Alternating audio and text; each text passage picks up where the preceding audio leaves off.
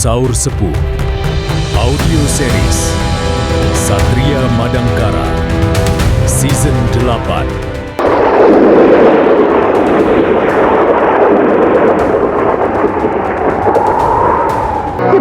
Produksi Haravana Record.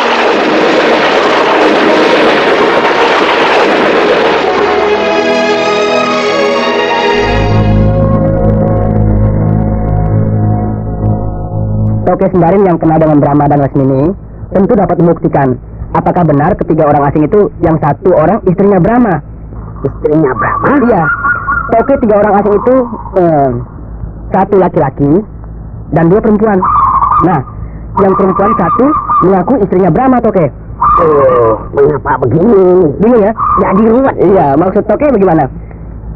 Begini Pak Ketua, Brahma bercerita bahwa istri dan dua orang saudara-saudaranya diculik oleh Lasmini. Iya, lalu? Dan dibawa ke sini.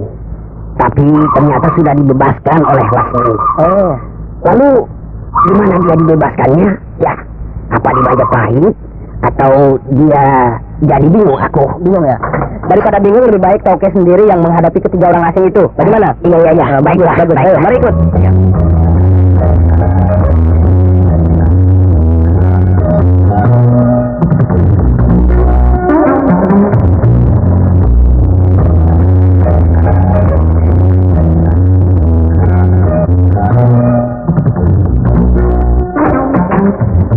Inilah Toke Sendarin. Terpaksa saya ambil dari tokonya di pasar. Sebab persoalan ini saya anggap penting. Selamat siang. Selamat siang. Saya Toke Sendarin, Paman Lasmini. Paman Lasmini? Kenapa saudara-saudara terkejut? Lasmini, maaf, musuh kami. Kalau begitu benar. Apa maksud Toke? Yang saya tahu, Lasmini adalah musuhnya Brahma. Tapi lalu mengapa saudara-saudara juga menyatakan musuh terhadap Lasmini? Sebab saya istrinya Brahma. Oh, benarkah? Sekarang giliran si Toke yang melotot.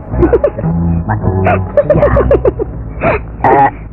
Katanya istrinya Brahma itu diculik oleh Lasmini. Tapi kenapa ada di sini? Memang benar, saya dan kedua orang saudara saya ini diculik oleh Lasmini, tapi berhasil meloloskan diri. Tapi Kakang Brahma tidak tahu kalau kami sudah selamat. Dia terus mengejar Lasmini. Itulah makanya kami ke sini untuk menjelaskan semuanya kepada Kakang Brahma. Oh, kalau begitu... benarkah Toke sudah bertemu dengan Kakang Brahma? Bertemu sama dia di dalam penjara. Hah? Di dalam penjara? Begini ceritanya.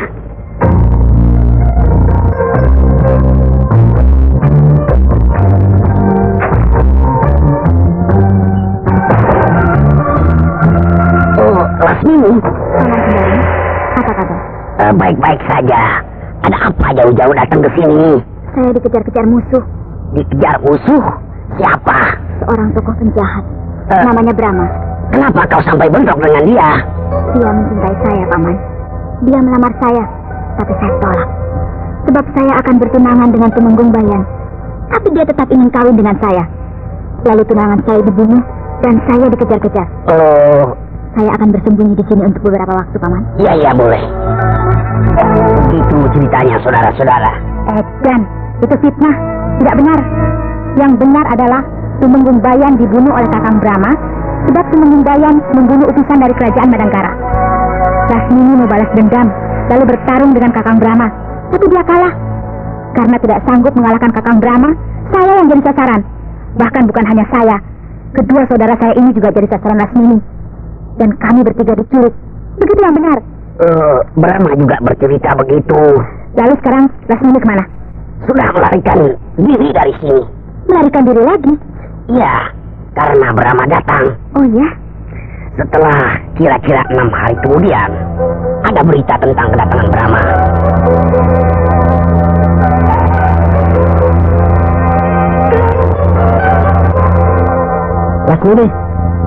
Lasmini. Ada apa, Jamali? Brahma datang. Hah? Brahma datang? Iya, aku melihat dia di kota. Di kota? Nampaknya dia baru datang.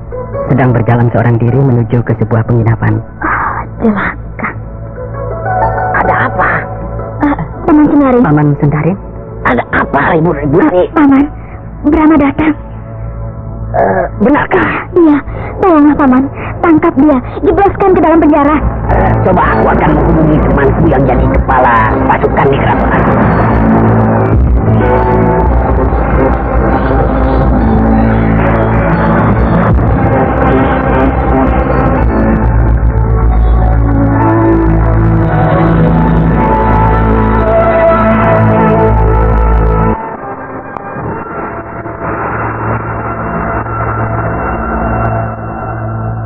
Begitulah, atas permintaan Lasmini, saya menghubungi seseorang kenalan saya yang menjadi kepala pasukan di keraton. Lasmini Sinting, dia benar-benar ingin mencelakakan Kakang Brahma. Saya yang mempercayai cerita Lasmini, tentu saja saya akan menolong keponakan saya itu. Iya. Benarkah? Begitu bukan? Iya, Tauke tidak salah, sebab belum tahu perkara yang sebenarnya. Lalu Brahma ditangkap dan dimasukkan ke dalam penjara. Kasihan. Tapi terus terang, saya terkejut dan menjadi bimbang oleh cerita Lasmini tentang Brahma. Bimbang kenapa? Tadinya saya bayangkan bahwa Brahma itu seorang laki-laki yang tinggi besar dan kasar, wataknya garang, sesuai dengan sifat yang jahat dan suka merebut istri orang.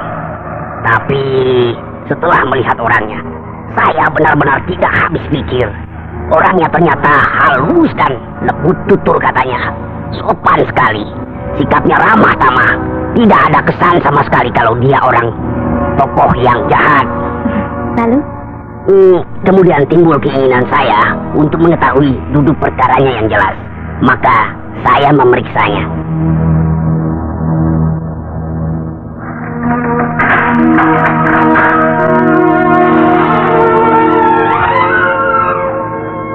Tauke Sendarin mau bicara dengan kamu. Oh, dengan senang hati. Nah, Tauke Sendarin, silakan berbicara dengan tahanan ini. Saya menjaga di luar.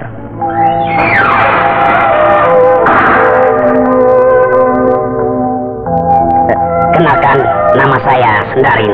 Brahma. Oh, ini yang bernama Tauke Sendarin, Paman Lasmini? Iya, benar. Ada maksud apa Tauke mengunjungi saya di dalam penjara ini? Saya ingin bertanya beberapa hal kepada saudara. Silakan. Apakah betul saudara mencintai Lasmini? Kenapa saudara tertawa? Pertanyaan seperti itu sudah saya duga akan ditanyakan kepada saya. Tapi tetap saja saya merasa geli. Geli? Baiklah, saya jawab tidak mencintai Lasmini. Apa? Tidak? Ya, tidak. Kalau tidak mencintai Lasmini, kenapa saudara memaksa Lasmini agar mau kawin dengan saudara? Bahkan saudara mengejar-ngejarnya. Lebih dari itu, mau memperkosa Lasmini. Tauke percaya? Ya, saya datang ke sini karena saya ingin mengetahui duduk perkara yang sebenarnya. Tauke Sendarin, dengar. Semua itu fitnah. Apa? Fitnah? Saya mengejar-ngejar Lasmini bukan karena saya mencintai dia dan ingin kawin dengan dia. Sama sekali bukan itu perkaranya. Lalu apa? Dia menculik istri saya. Hah?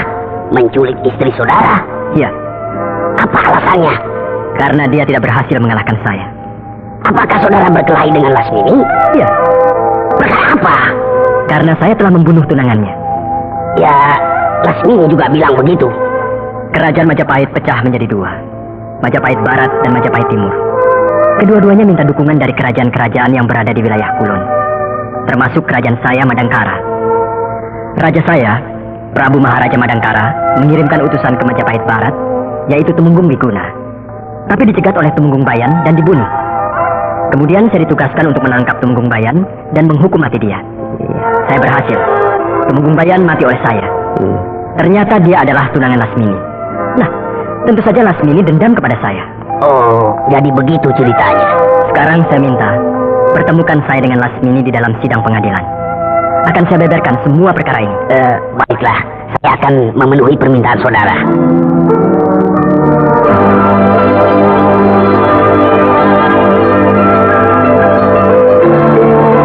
Begitulah ceritanya.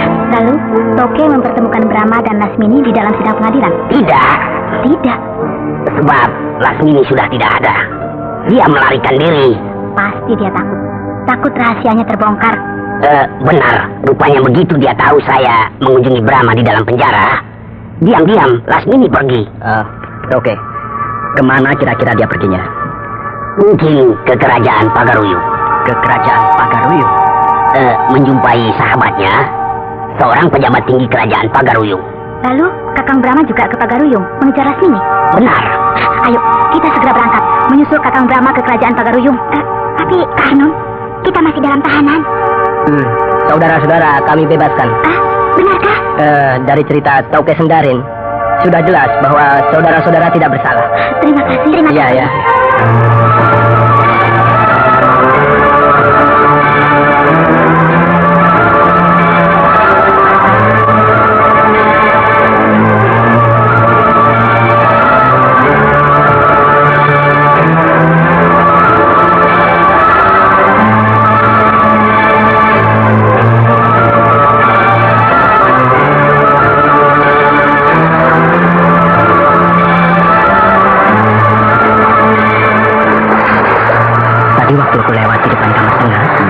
Tuan Abdurrahman itu dengan istrinya dan juga Encik Fatimah sedang apa ya?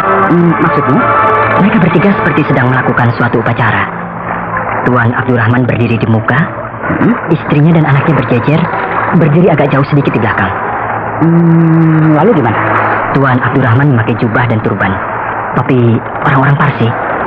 Sedang istrinya dan anaknya berpakaian sama, dibungkus kain putih, tertutup dari kaki sampai kepala. Yang kelihatan hanya wajahnya. Oh, itu. Itu mereka sedang sholat. Sholat? Ya. Apa itu? Menyembah Tuhan.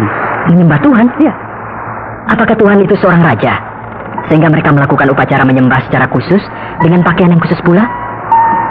Tapi kalau sedang melakukan upacara menyembah, Tuhannya di mana? Apakah sudah wafat? Loh, kok tertawa? Ya. Bolehlah Tuhan itu disebut raja. Tapi raja dari segala raja. Apa? Raja dari segala raja? Ya. Semua raja yang ada di kolong jagat ini, raja apa saja, di mana saja, seorang manusia, ya kan? Ya, tentu saja.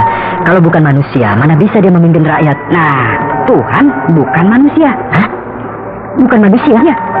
Jadi berupa apa? Patung? Gunung? Lembah? Sungai? Lautan? Atau apa? Tidak berupa apa-apa. Tidak berupa apa-apa? Ya. Tuhan memang tidak ada bentuknya, juga tidak kelihatan. Oh ya? Ya, memang begitu. Jadi kalau menyembah Tuhan, harus membayangkan apa? Tuhan tidak bisa dibayangkan. Kok begitu? Iya, itulah keistimewaan agama Islam. Ya, kita tidak bisa melihat Tuhan, tapi kita yakin bahwa Tuhan itu ada. Apa tadi? Agama Islam? Apa itu? Kepercayaan. Oh, kepercayaan. Agama Islam adalah agama yang paling baru. Orang-orang di sini semuanya agamanya Islam? Belum. Aku juga baru 1 tahun. Oh ya? Iya.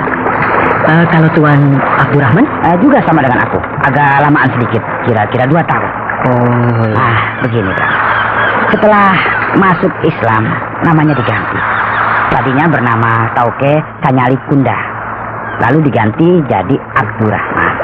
Juga istrinya asalnya bernama Rasdasati. Lalu diganti jadi Laila. Juga anaknya asalnya bernama Ginyarat Sindi. Diganti jadi Fatimah. Nah, begitulah. Apakah kalau sudah masuk Islam harus ganti nama?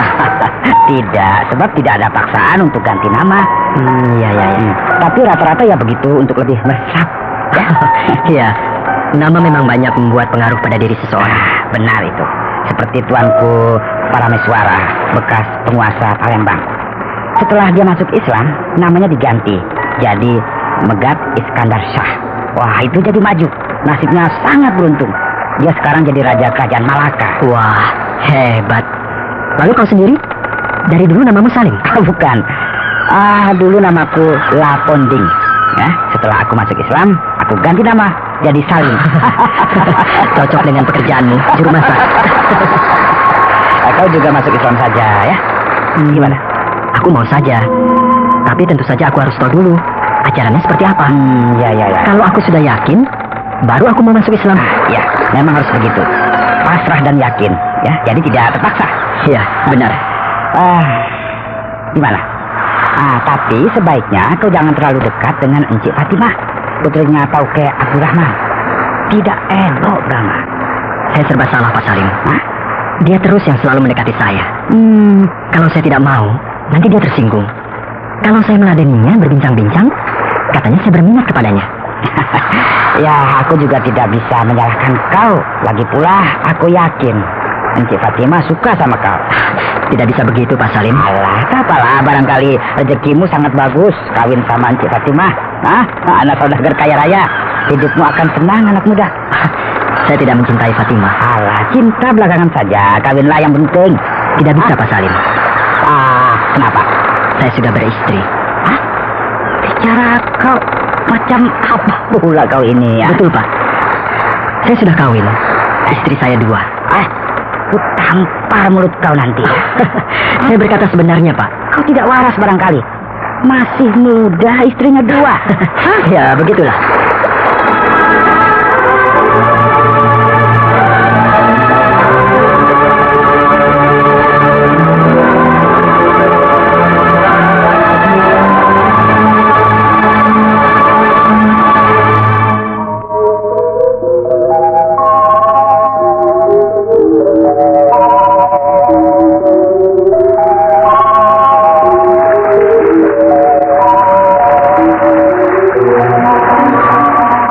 Encik memanggil saya. Ya, Adakah tita Encik yang harus saya kerjakan? benarkah kau sudah beristri? Encik pasti tahu dari Pak Salim. Ya, dia yang cerita padaku. Betulkah itu? Betul, Encik. Kau jangan mempermainkan aku, Brahma.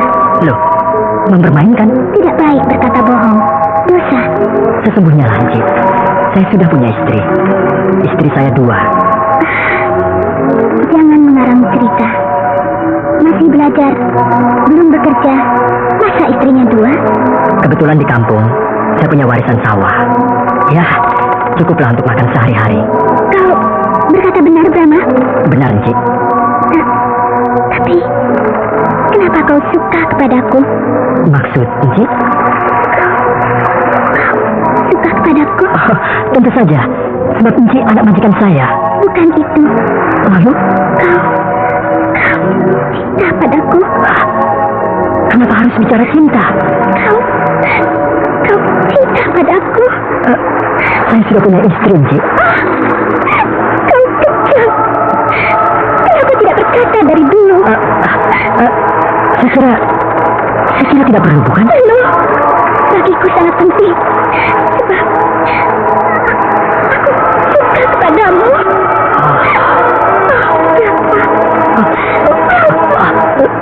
Lepaskan, Cik.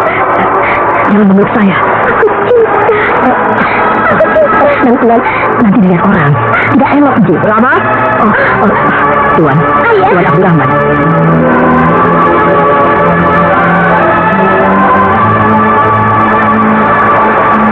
Lepaskan anakku. Iya, Tuan. Fatimah, masuk ke kamarmu. Ya, Ayah. Brahma, kau kurang ajar. Dikasih hati menginjak kepala, berani mengganggu anakku. Bukan saya yang melakukannya, Tuan. Tapi putri Tuan sendiri, Encik Fatimah yang memeluk saya. Bohong. Aku melihat kau yang memeluk Fatimah. Apakah Tuan nahkoda mengintip kami? Aku tidak mengintip. Kebetulan aku sedang lewat, melihat kau merayu Fatimah, lalu memeluknya. Itu tidak benar. Kau mau mungkir? Sebentar, nakoda. Jangan marah-marah dulu. Biar aku yang bicara, sebab aku adalah ayahnya Fatimah. Baik, Tuan Abdurrahman. Tapi orang asing itu memang moralnya busuk. Dia harus dihajar. Nanti aku sendiri yang akan menghajarnya. Ya, Tuan. Nah, Brahma, aku suka kepadamu. Sebab kau anak yang rajin dan baik. Tapi perbuatanmu itu sungguh-sungguh melewati batas. Iya, Tuan. Nah, dengan berat hati, terpaksa aku harus menghukum kamu. Lemparkan saja ke laut, biar dimakan ikan hiu. Kita bukan bangsa yang biadab, nakoda.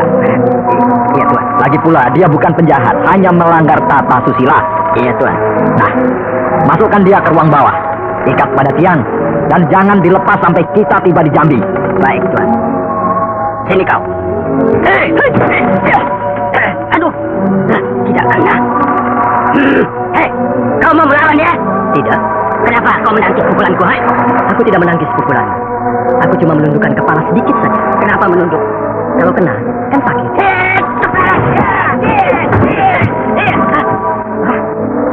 Tidak kena lagi. Keparat. Wajar kau. Nakoda, cukup. Dia bukan penjahat. Dia tidak perlu dipukuli. Cepat bawa ke ruang bawah. Ikat pada tiang. Baiklah.